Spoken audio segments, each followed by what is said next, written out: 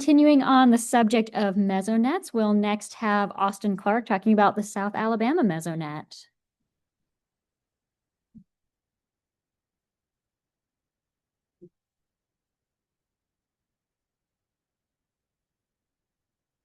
Back and forth arrows. Okay. If you touch the mouse, it might bring things off, so just click on the screen again. I'll do my best not to break it.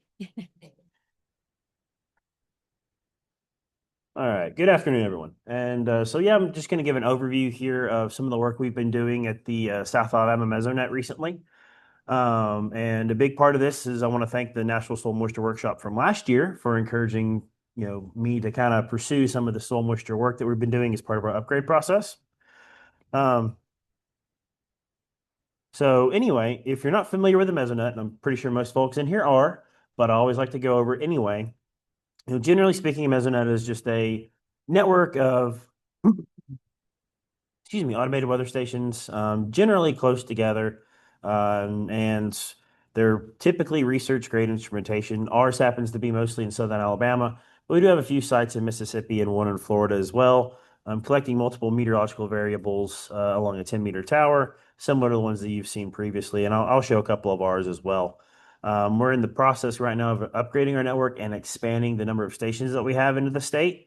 And so some of that work has been adding soil moisture, which is, I'll talk a little bit more about, kind of be specific to this conference. The things you see here on our table in bold are new features for our sites. So this is one of our upgraded stations.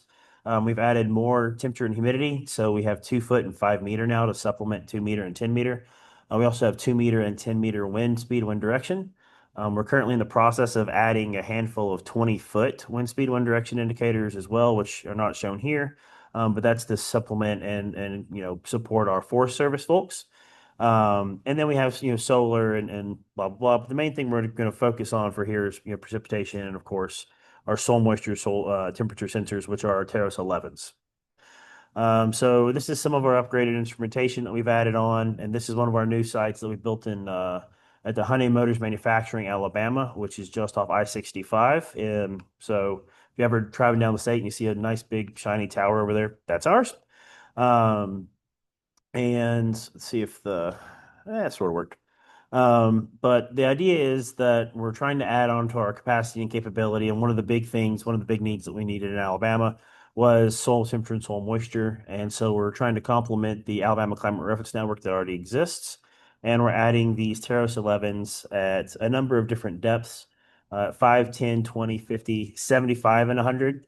To kind of bridge that gap between 50 and 100. We had some feedback from some of our row crop folks that they really liked that 75 centimeter depth because not all their roots go down to 100 centimeters, but they do go lower than 50.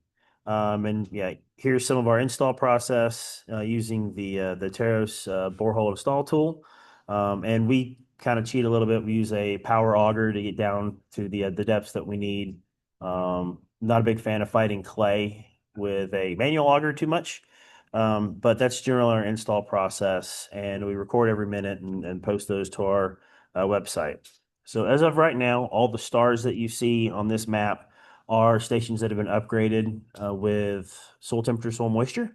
As of right now, we're adding another one. They're in Houston County on the far right, or the far east side, excuse me, is getting installed today. So we're trying to push out about 1 to 2 of these a week as we're going. And then we're also in all the blue counties is where we're adding new stations. We have the one there in Montgomery County, which is kind of our, proof of concept to show that the new deployment would work. And now I'm waiting on equipment for the next about 7 sites, but we've got agreements with 7 more sites. As Nathan kind of mentions, the challenge in Alabama is a lot of our land is used and has a purpose. And so it is a bit of a difficult issue to go and ask a landowner to donate some of their property, even though they know they're getting good data out of the deal. They're ultimately still having to donate some of their property for at least 10 plus years. And so some of the site licensing agreements have been a bit of a challenge in certain parts of the state. But we are working through that, and hopefully by the end of this year, we'll have 10 more sites up and running and finish our last 10 next year. So a lot of you know what the value add products are of incorporating soil temperature, soil moisture. This is just kind of an example here from our campus Mesonet site, just because it was a really dry April and March, and then we had record rainfall in May. I found out earlier today that it was 18.96 inches of rain that we ended up observing at this site in the month of May alone. So you can see some of that moisture recovery. I'm not sure, the green line there is 75 centimeter. I'm not sure what it decided to do, so it's having a fun time. But we have seen some really good signals of soil moisture recovery after the really long dry spell as we add more rain. So these are some of the things that we're also working on, and then adding additional like evapotranspiration, FAO 56 measurements, et cetera, to try to bring more value to our soil moisture and integrate everything that we have on the tower. Here soon, all of our data will be freely available on our website. This website is not deployed yet, but if you scan the QR code, it'll take you to our landing page. You can bookmark that. And hopefully by the end of July, our site will be active. It'll have an API. So if you want to be able to access the data, either manually or automatically, you'll be able to do that there. And then on the horizon, we've got installs and agreements again in multiple counties. I don't think the video is going to want to play, but that's okay. That's just a supercell we caught in Montgomery. But we're currently working on the new installs as soon as I get my equipment and upgrading the other towers in the meantime. And we're always open to new collaboration efforts or new product ideas. So if you have thoughts, please reach out. That other QR code will take you to my digital business card. So feel free to say hi and yeah, appreciate your time.